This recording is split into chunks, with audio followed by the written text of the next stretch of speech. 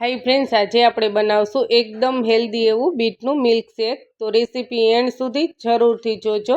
તો આપણે 1 નંગ બીટ લીધું છે, આને મેં સરસ રીતે ધોઈ અને સાફ કરીને લીધું છે। હવે આપણે આની છાલ ઉતારી લેશું।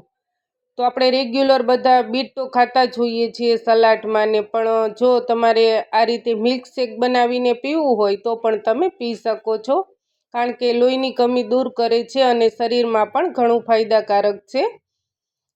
તો આપણે બીટનો હલવો છે, જ્યુસ છે, એ બધું આપણે બનાવતા હોઈએ છીએ, પણ જો તમે આ રીતે મિલ્કશેક બનાવીને પીશો તો તમને વધારે હેલ્ધી રહેશે।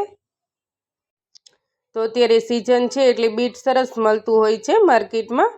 તો આપણે બીટની છાલ ઉતારી લીધી છે। હવે આપણે આને બારીક કટિંગ કરી લેશું, એટલે એકદમ સરસ ક્રશ થઈ જાય।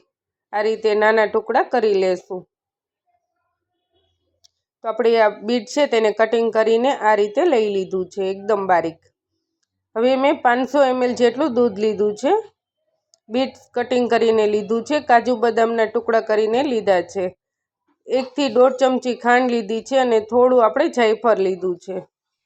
2 નંગ આપણે એલચી લીધી છે। બધી વસ્તુ છે તે લઈ લીધી છે। હવે આપણે ખાંડણી લીધી છે, એમાં આપણે જાયફળનો ટુકડો, એલચી અને કાજુ બદામના ટુકડા છે તે આપણે એડ કરી દઈશું।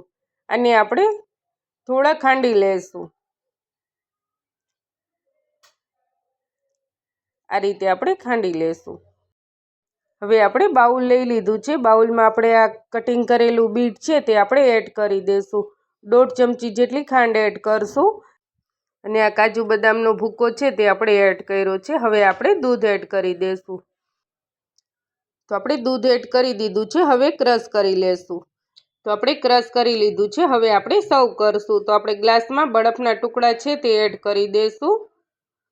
હવે આપણે બીટનું જ્યુસ છે તે આપણે એડ કરશું।